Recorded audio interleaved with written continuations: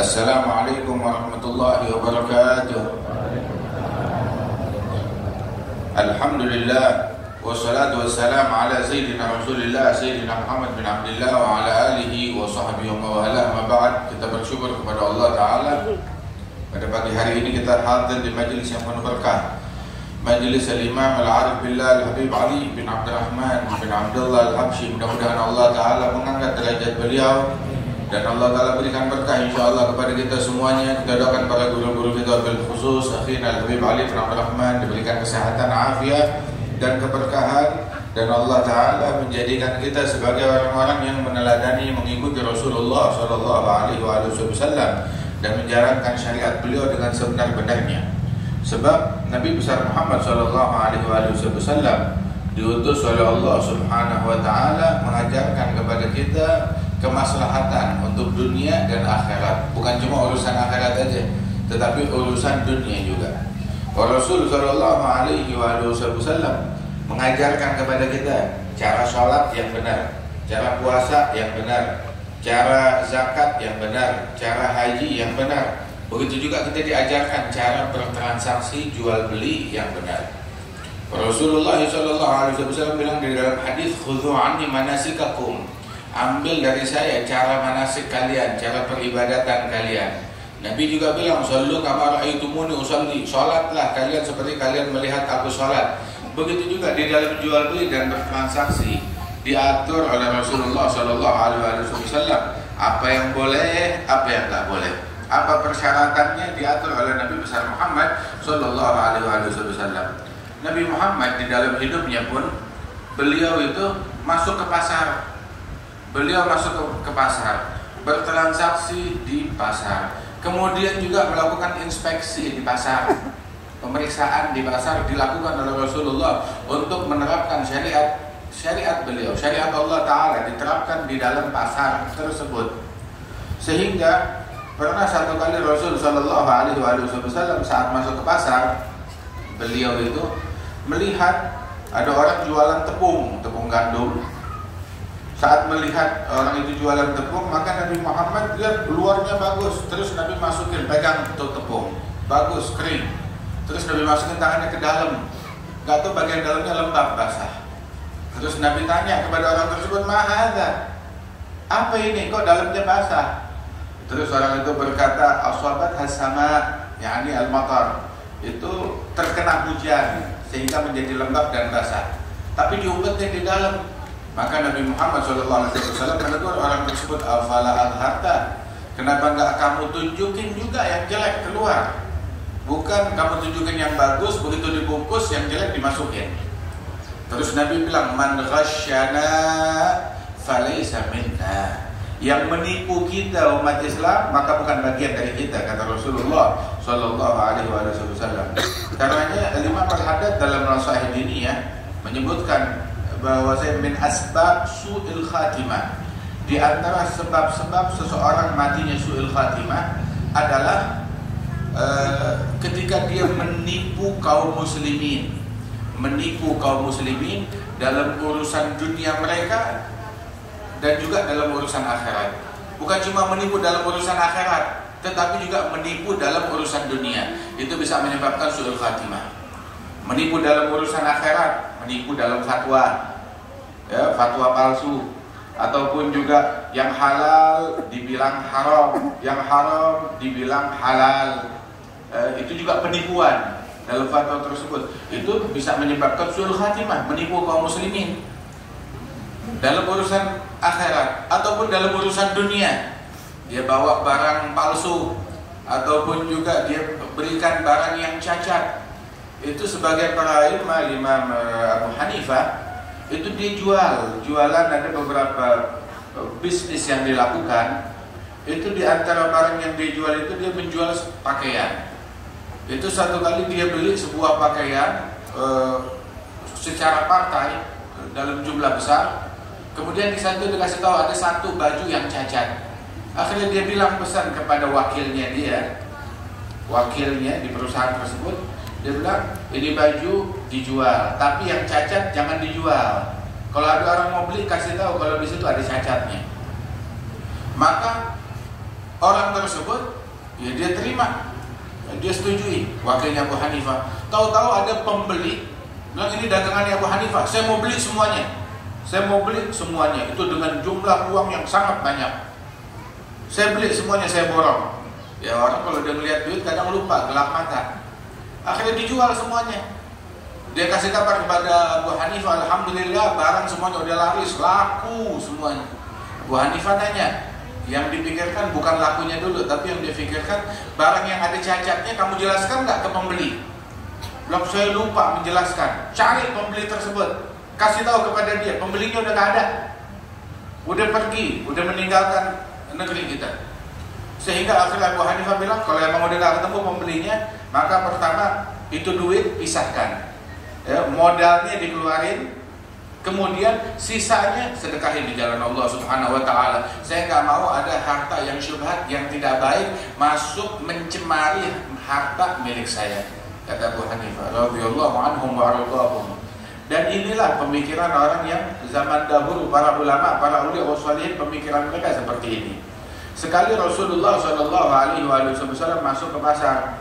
Tatkala masuk ke pasar, Nabi melihat tuh di dalam pasar tersebut ada orang jualan kurma.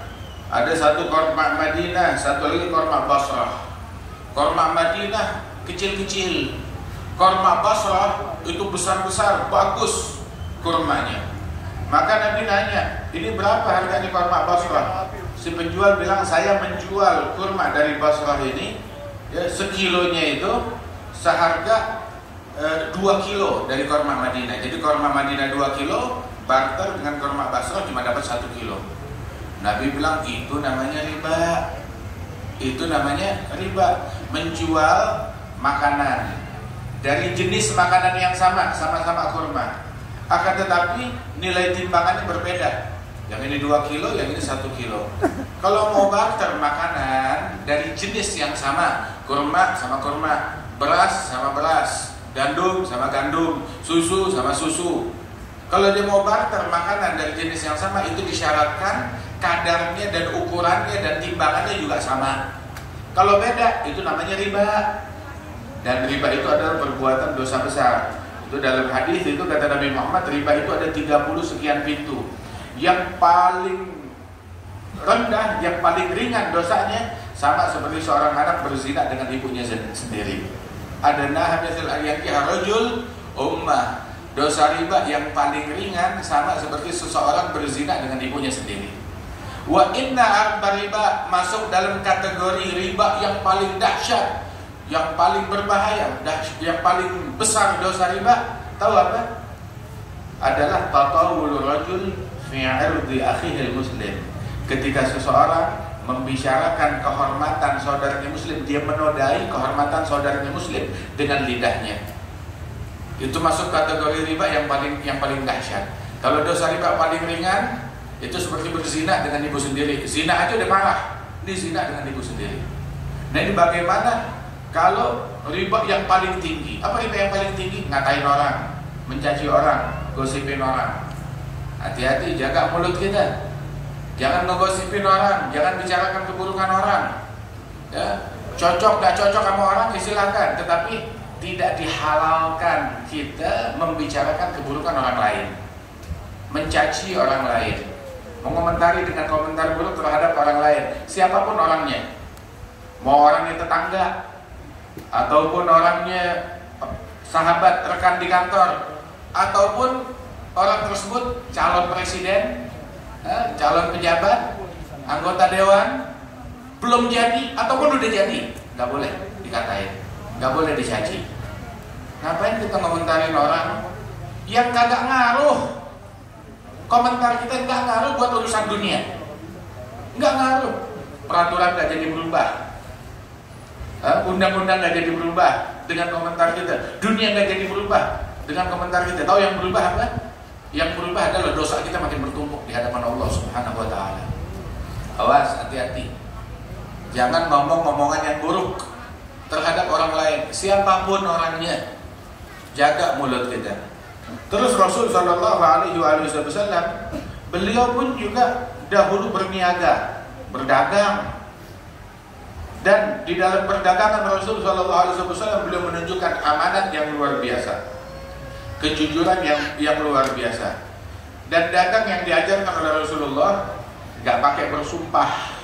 Wallahi sekian, wallahi sekian. Jangan sumpah urusan dagangan, walaupun jujur, apalagi bohong.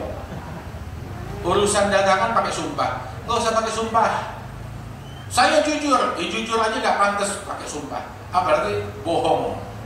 Urusan dagangan, wallahi saya belinya sekian, wallahi modalnya sekian. Ada celaka dari penjual begitu atau pembeli dari wallahi, tallahi, ketika memasukkan nama-nama Allah Ta'ala, sumpah serapah di dalam bisnis dan jual belinya tersebut. Kemudian Rasul Shallallahu Alaihi Wasallam beliau mengajarkan kepada kita, seseorang kalau masuk pasar baca doa pasar. Diajarin tuh doa pasar. Apa tuh doa pasar?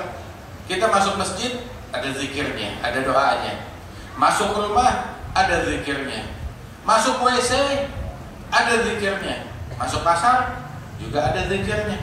Ada zikir pasar. Diajarkan oleh Nabi Muhammad. Orang kalau masuk pasar dia baca doa La ilaha illallah wahdahu la syarikalah lahul mulku wa lahul hamdu yuhyi wa yumit wa huwa hayyun la yamut biyadihil khair wa huwa ala kulli syai'in qadir. Itu yang membacanya itu, yang membacanya kata Nabi itu dituliskan 1 juta hasanat, dihapuskan 1 juta sayiat, kesalahan dimaafkan oleh Allah Ta'ala, dan diangkat 1 juta derajat dengan dia membaca tersebut. Jadi orang yang baca doa pasar, belum transaksi, dagangannya belum laku, dia udah untung besar dari Allah Subhanahu wa Ta'ala. Masuk pasar kayak begitu. Para sahabat Rasul Shallallahu Alaihi Wasallam itu di antara mereka yang kerjaannya nongkrong di masjid. Ada juga sahabat yang kerjaannya itu tiap hari itu nongkrong di pasar. Nongkrong di pasar. Datang ke pasar. Itu satu kali tuh satu sahabat dia duduk di masjid, dia bilang sama sahabat-sahabat lagi duduk, ayo sekarang waktunya kita ke pasar. Tiap hari ke pasar. Sampai muridnya bilang, wahai guruku, wahai imam, mau ngapain ke pasar? Kamu ke pasar nggak beli barang, nggak jual barang, cuma muter aja. Beli barang kagak, jual barang kagak, cuma muter di pasar. Dia bilang, saya ke pasar itu untuk menyapa kaum muslimin, ngasih salam kepada kaum muslimin. Ada yang mau nanya tentang ilmu, dijelaskan. Datang ke pasar, assalamualaikum, assalamualaikum, assalamualaikum, assalamualaikum. Begitu kerjaannya sahabat Rasulullah Shallallahu Alaihi Wasallam. Islam tetap ada di masjid, ada syariat Islam, di pasar ada syariat Islam. Sayyidina Umar bin Khattab radhiyallahu anhu, beliau dahulu berkata, man lam yatafaqqah fi dinina fala yabi' fi suqina. Beliau bilang, barang siapa yang tidak mengerti ajaran agama kami, nggak belajar hukum jual beli, hukum muamalah di dalam Islam, maka jangan transaksi di pasarnya kami. Kenapa? Akhirnya meracuni pasar kaum muslimin dengan duit yang haram. Sebab kalau dia nggak belajar, akhirnya terjeblos dalam hal yang haram. Akhirnya pasar dan keuangan kaum muslimin terkontaminasi dengan duit yang haram di dalamnya situ. Wah, nah karena itu belajar, tuntut ilmu agama. Kita mau bisnis, ayo belajar dulu, jangan main asal terobos saja. Orang melakukan, jadi saya ikut melakukan.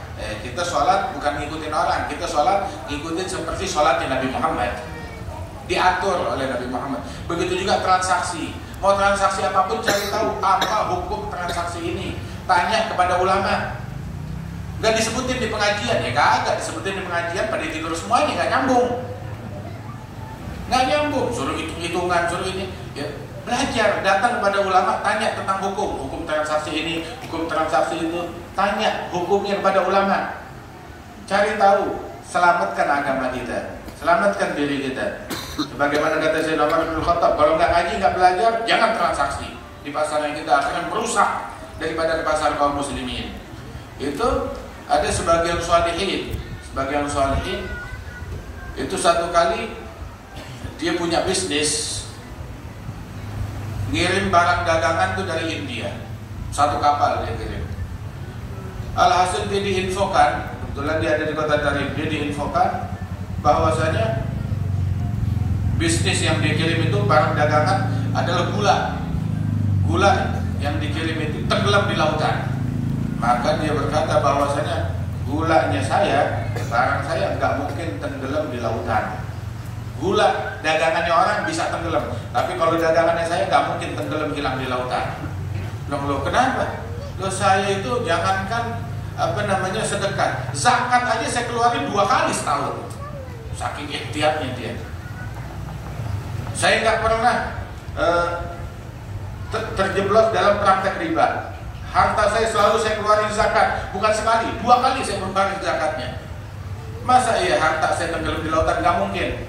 Akhirnya dapat info beberapa hari kemudian, nyampe gulanya dia di pelabuhan. Dan diinfokan salah informasi. Waktu itu memang ada beberapa kapal yang ingin menuju ke Hadramaut, itu terkena badai. Kapalnya dia nggak jadi berangkat, telat berangkatnya. Begitu, subhanallah, selamat nggak kena badai. Nyampe ke Hadramaut, dia bilang iya, gulanya saya nggak mungkin tenggelam di lautan. So dia tahu itu. Radhiyallahu anhum wa ardhahum. Nah karenanya itu tidaklah tenggelam harta di lautan atau terbakar di daratan, melainkan gara-gara terkontaminasi dengan hal yang gak beres di dalamnya, kemasukan riba atau gak dikeluarin zakatnya di jalan yang diridhoi oleh Allah Subhanahu wa taala. Itu harta kita pakai untuk mendekatkan diri kita kepada Allah Subhanahu wa taala. Dahulu juga para aulia wa shalihin banyak di antara mereka yang bertransaksi. Lakar Al-Habib Hasan bin Abdullah bin Amr Syatiri, beliau bilang at-tijarah fiha al-barakah. Dalam jual beli itu, dalam berbisnis berkah. Walaupun gak ada yang laku barangnya, walaupun istilahnya rugi, saya dagang tapi rugi, walaupun rugi tetap berkah, tetap gak sunyi dari keberkahan. Ketika dia melakukan bisnis jual beli tersebut, tetap berkah rezekinya dia, asalkan dia perhatikan syariat Allah Jalla Jalaluhu wa ta'ala ta'zamatuh. Itu diantara para aulia wa shalihin yang kerjaannya berbisnis, dia berdagang, akan tetapi gak pernah ketinggalan sholat jamaah, nggak pernah ketinggalan hadir majelis, nggak pernah ketinggalan qiyamul lail dan tahajud. Ada Imam Junaid bin Muhammad Al-Baghdadi, Sayyidut Ta'ifah, pemimpin ahli tasawuf di zamannya, rujukan marja para aulia wa shalihin sampai zaman kita sekarang, Al-Imam Junaid bin Muhammad. Atau Imam Junaid bin Muhammad disebutnya Junaid Al-Gawariri. Dia jualan kristal, jualan botol, jualan kristal, barang pecah belah. Itu satu kali saat dia sedang jualan, ada orang membeli. Pas sudah mau masuk waktu zuhur, lagi mau tutup toko, dia orang masuk. Dari sebelum zuhur dia udah masuk, dia milih barang. Dia bilang, saya udah mau tutup, bentar lagi saya mau tutup, mau sholat zuhur di masjid. Sampai turun, bentar, saya lagi mau memilih. Sampai akhirnya adzan, ini orang masih memilih. Udah saya tutup, gak jadi beli. Bilang, udah ini barang saya. Junaid akhirnya marah, mana barang yang kamu mau beli? Ini dia, ini barang yang kamu mau beli. Dibanting, dipecahin. Kenapa? Sebab nggak ada orang yang datang di waktu sholat mau beli barang, itu bukan manusia, itu syaitan namanya. Mau datang nanti, begitu ini kagak bawa berkah, dibanting oleh beliau. Radhiyallahu anhu warḍah. Wahakata, hingga dagangannya berkah, bisnisnya berkah. Kenapa dia mengutamakan syariat Allah Subhanahu wa taala?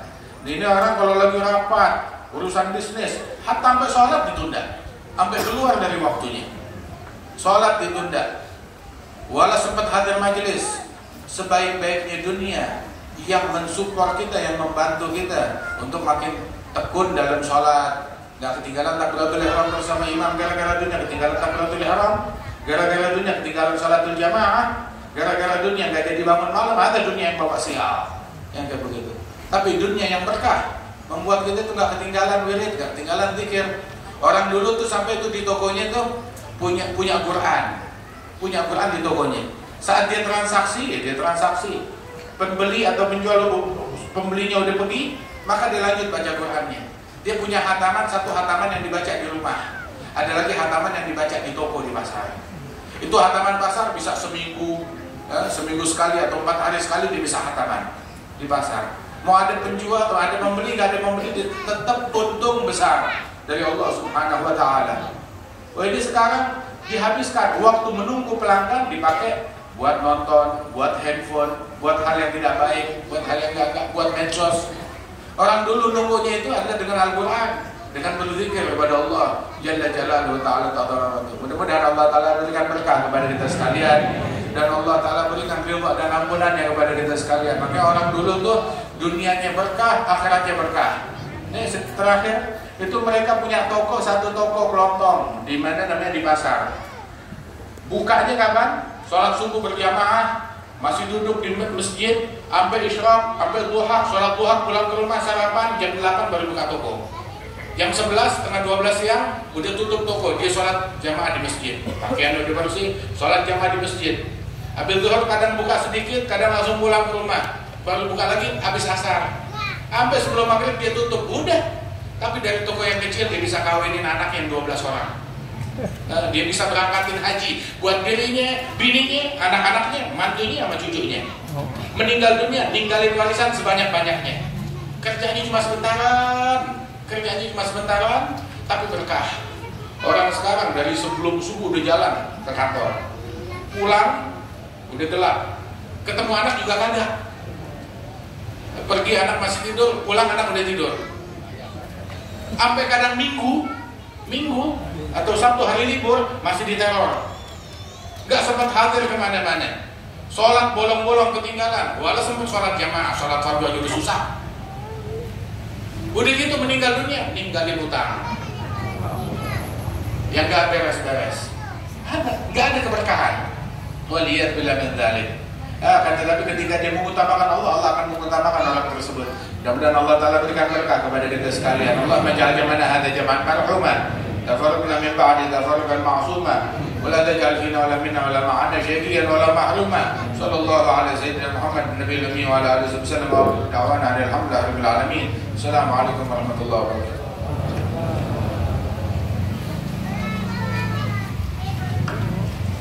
Kita ucapkan kepada kita Habib Jeddah Novel Ghazali Jeddah, mudah-mudahan pesan dan nasihat untuk kita semua bekas meresap di hati kita.